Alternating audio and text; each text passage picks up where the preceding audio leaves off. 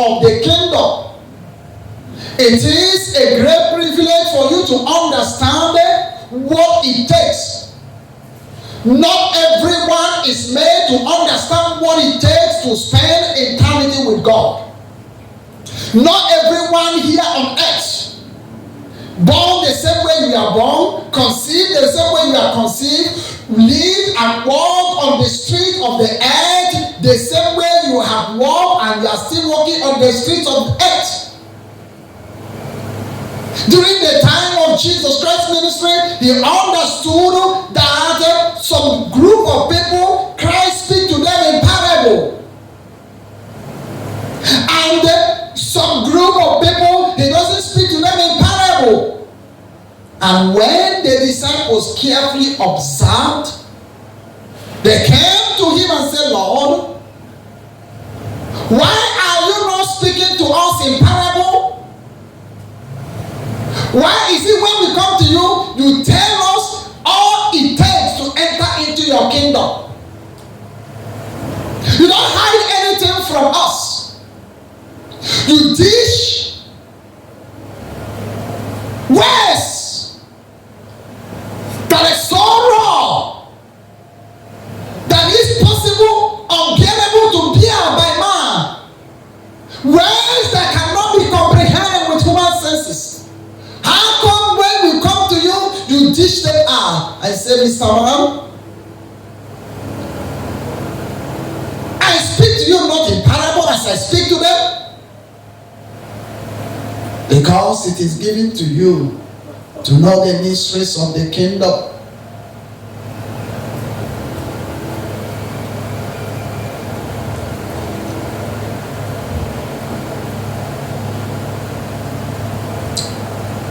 But to them, out there, it is not. Listen to me. In a way, I may not blame somebody that doesn't teach out messages that prepare people for the kingdom. In a way, I may not condemn. Not everybody can teach out. Not everybody know. Jesus Christ said it. He said, to you it is given to know the mysteries of the kingdom. It is given to you to have understanding of the criteria that is required by my Father for you to spend eternity.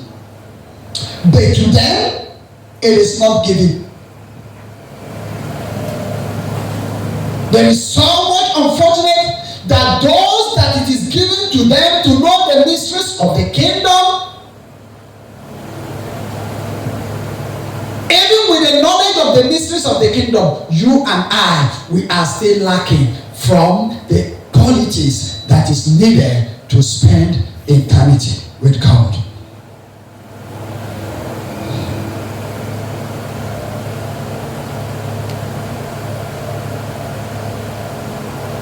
Verse 13.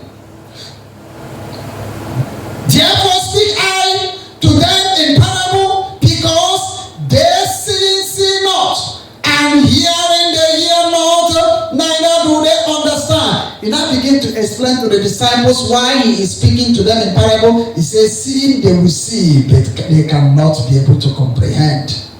Hearing they will hear, but they cannot be able to understand. There is a sin among the last day people. There is a sin, and that sin is not a sin of protection. It's not a sin of deliverance. It's not a sin of upliftment or connection. It is a sin of God's anger, a sin of falsehood, a sin of hell.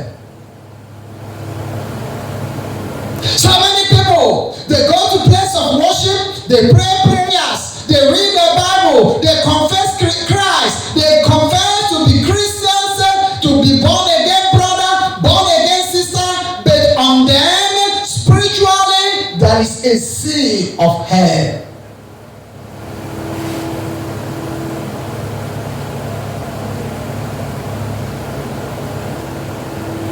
Fight that sea of hell. message is the seal of hair. Find your own seal of hair. What is the seal on you? There are men and women that there is a seal on them. And as long as that seal is on them, not broken, no matter how they pray, no matter how they speak in tongues, no matter how they attend church activities, they will stay down and end up in the place they are not meant to end up.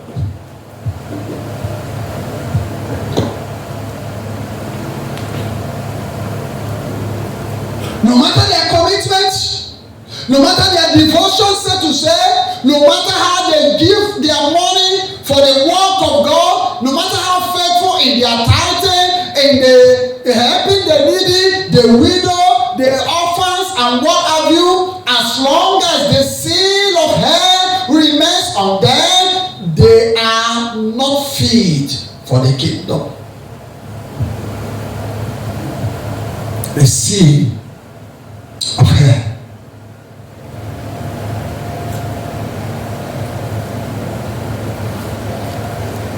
And as many with such seal, you discover it's not everybody that ended in hair because they want to end in hair. If the seal of hair, the seal of God's anger is on you, and you find it difficult to identify and to pray and break it. When we are talking about seal, there are kindred, there are generation, you can call it generation of God's anger, you can call it seed of God's anger. There are some tribe, there are some community, there are some lineage that the seal of God's anger is on them. And there are some generation, there are some tribe, there are some particular set of people that have the seal of God's mercy. Listen to me. You discover some people, they can go to any length and do evil. Before the hour of their departure, revival will happen. They will encounter the Lord. They will give their life to Christ. They will confess their sin. And they will rest. When I mean rest, they will die.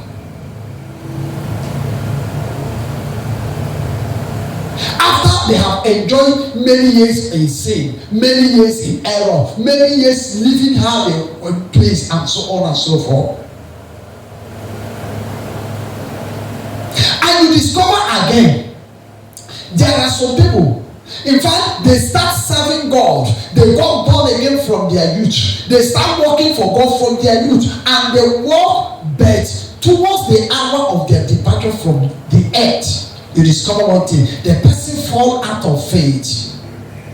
The person lost his servant or her servant, as we had this morning. And while the person is outside, out of grace, death comes and meets with the person, and the person is gone.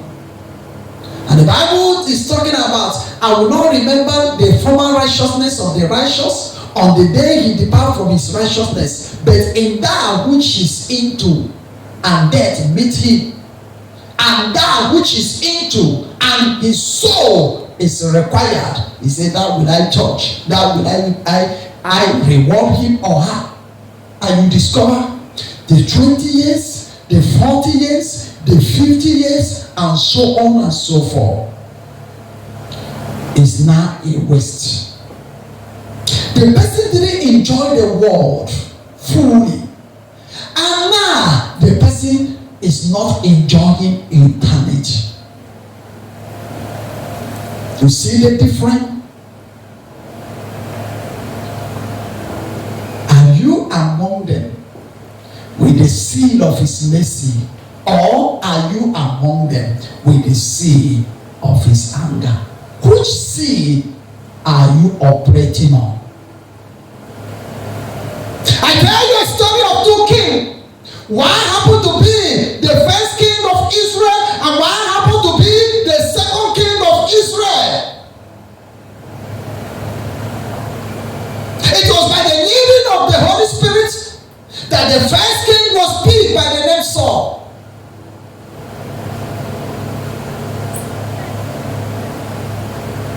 And what happened? Saul assumed kingship. But there was something I believe I can title the seal of hell. I can title the seal of anger of God.